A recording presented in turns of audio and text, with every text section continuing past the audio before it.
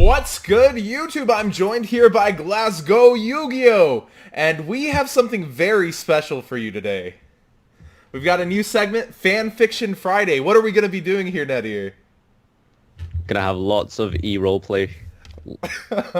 Yeah, so we've found this fanfiction.net, and we found a bunch of great fanfictions. I've learned a lot today, guys. I've learned that puzzle shipping means Yami and Yugi. Puppy shipping is Kaiba Joey.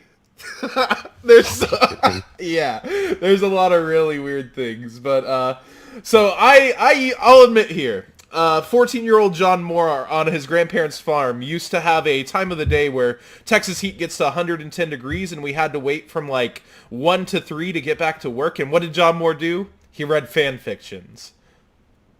This is true, Nadir. This is true. Nice. So we are going to go back in and do actual reading for you guys of some fanfictions. And this is by, let's see here, this is Shadowed Body, Yu-Gi-Oh! Duel for the Apocalypse. And there's a warning. Massive shout out and props to him, because he is the first one to bless us with this literary art that I've never seen before. It's unmatched. It's unrivaled. So you want to read the warning? Because it's a strong warning. Warning, this story contains language, violence, and sexual situations. Mature readers only. It's really badly grammarized. Is that just me? I feel like that was written quite badly. Well, it's just a warning. It's supposed to be short to the point. Alright. Yu-Gi-Oh! Duel for the Apocalypse, Part 1 of 2. The duel that ends all duels. An animation script written and created by Alexis C. Peralta. Characters created by Kazuki Takahashi. 1.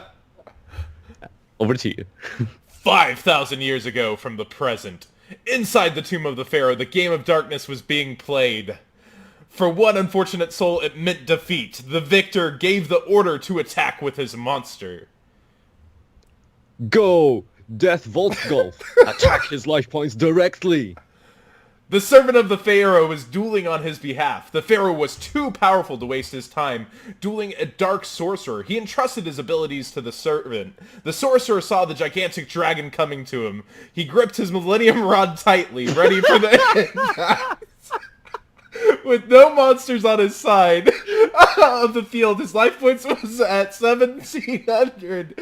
He was dead. All of his bragging fucked him over when he summoned his Blue Eyes White Dragon on the field. All the servant did was play Dark Hole and Monster Reborn, the Des Volskuff. The sorcerer tried to protect his body. But the dragon slashed his forearm, then armed for his chest. It didn't matter. He had so bad friend. He had lost no matter how he got attacked. He fell to the ground and watched his men disappear to the Shadow Realm to the side of him. He figured them useless anyway. He felt his palms beginning to get wet, and he looked down to see that his arms were cut all over from the monster's attack. He looked up at the Pharaoh as he passed judgment. Just kill me now. I thought I was the sorcerer. What happened here? Oh shit, sorry, were you the sorcerer? Yeah. Oh, so I read that as servant. Oh, sorry, I ruined your line. Go ahead. What's the matter? Just do it. I have no reason to live. Silence! The King Yami may pass judgment when the king puts a hand out to stop the servant. The man stops scolding the sorcerer. You're also your last Yami. Name, sorcerer? What was that? The sorcerer didn't understand why the hell he would want to know that. He might as well tell him. He was going to die anyway. Kaiba! The king thanks him to himself about where he has heard... No, sorry. The king thinks to himself about where he has heard that last name. He then remembers. Wait, what was my King Yami voice? Oh, you have a wife, don't you, Kaiba? She possesses the Millennium Necklace. I think you're going like Pegasus with this. I know, right? Kaiba didn't give a shit about her. This is my favorite line. This is why I chose this. Oh, Kaiba didn't give a shit about his pregnant wife. Oh, yes! Didn't say pregnant. Oh, spoilers, sorry. Oh. I read it. Oh, no. Yes! Is she holding your child? What kind of questions were these? What was he getting at? Yes! Why are you asking me these ridiculous questions? Only this. I will spare your life. Kaiba couldn't believe what he had just heard. You have a family to take care of. I will let you go to them, but never return to my tomb again. Understand? Kaiba got up and walked away with an evil grin on his face. You'll regret letting me live, Pharaoh. He walks out of the tomb and goes to his home bleeding. A wife is at home waiting for her husband to arrive. She lays on her bed, waiting, looking over her side where he was supposed to be. Do you want to be the girl or am I the girl? Deb's on the girl. All right, you got this. Please, God, let him be all right. Oh, I'm so dead. Okay, you gotta narrate this weird stuff here. I don't want to read this. I got this.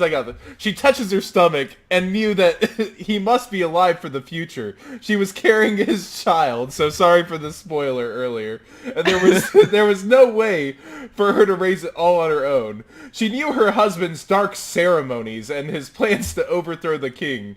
Any other woman would have left him, even if they were pregnant. She loved him. She felt it was her duty to try to get him on the right track again. Oh man, so this guy's going underground, dueling, doing dark things, and she's just like, I'm gonna stay with this guy. Alright, bye honey, gotta go. I'm just gonna go do some dark things. Lots of dark things, don't worry about me. When they first met, it was amazing, until Brother Marek came into the picture with his plans of ruling the land.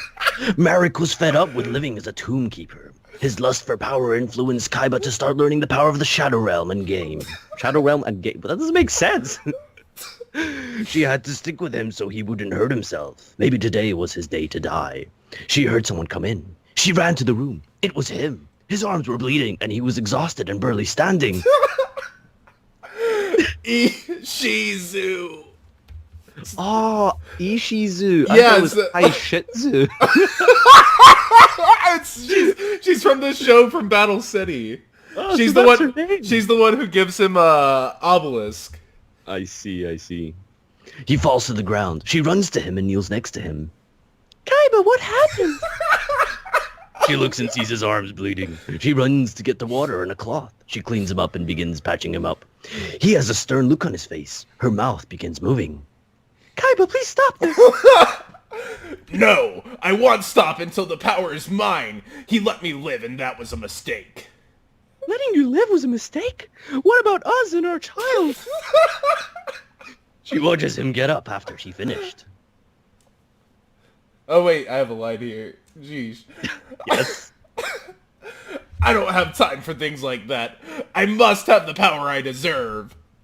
She gets up and grabs his cloak. Her hands move back and forth as she shrugs him and punches his chest. How can you say that?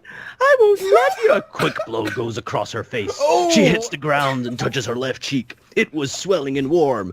The tears began to run down her face and she looked up at him. Domestic abuse. Nobody will stop me. He walks out of the house and Ishizu stayed on the floor crying. Marek at his home far from his sisters as he looks at the books he has just stolen from some spellcasters that were deep in the underground.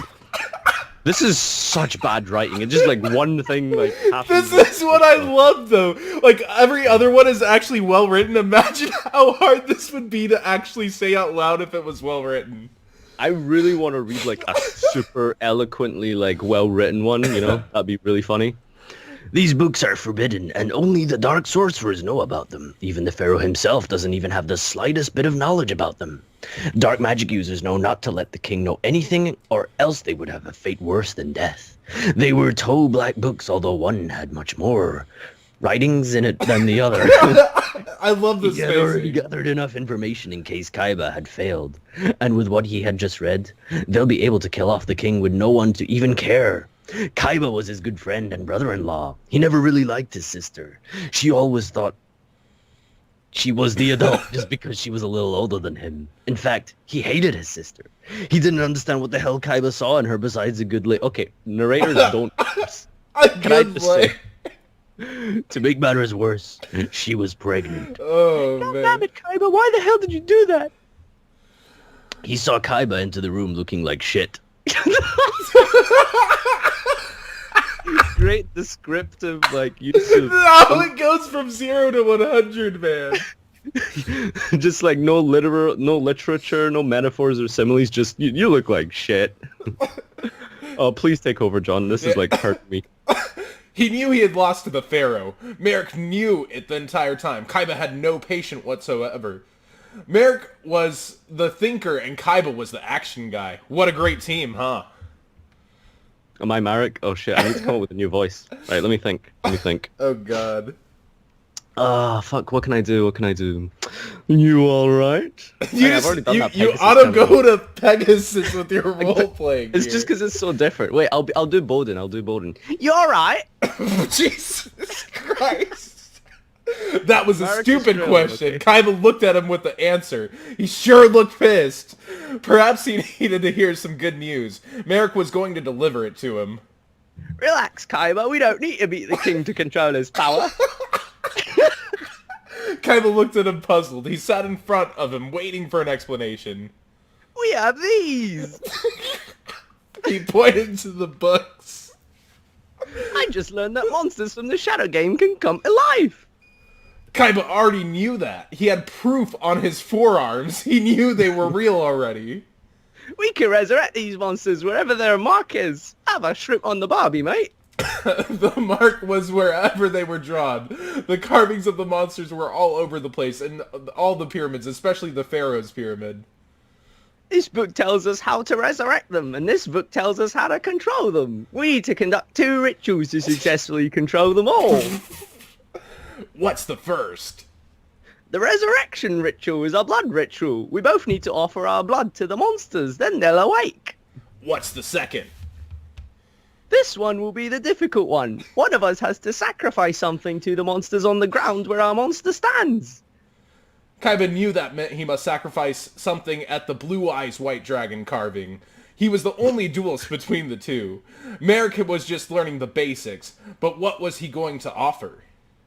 The offering has to be of blood and willing to do it. I know where a carving of your dragon is. I had some of my men put it in the East Cave yesterday. You remember where that is? Yeah. That's the line. Yeah! He wasn't thinking about that, though. He already knew what he was going to offer, but how was he going to get them to do it? So have you decided what you want to sacrifice? Kaiba looked at him with a smirk. Of course. What then? They sat quiet. They looked, both, smiling at each other. Ishizu. The pregnant wife. Marek sat there and gave a little laugh under his breath. So this wraps up part 1. If you'd like to see part 2, please give this a like. GlasgowYGO, of course, here with me. I'll have his channel linked below. He definitely helped carry this because I was dying the entire time. But if you want more bad fanfictions, please link some fanfictions down below for us to read. Preferably erotic ones. We have to be careful on YouTube, but we can bleep some things out, I'm sure. Sounds good.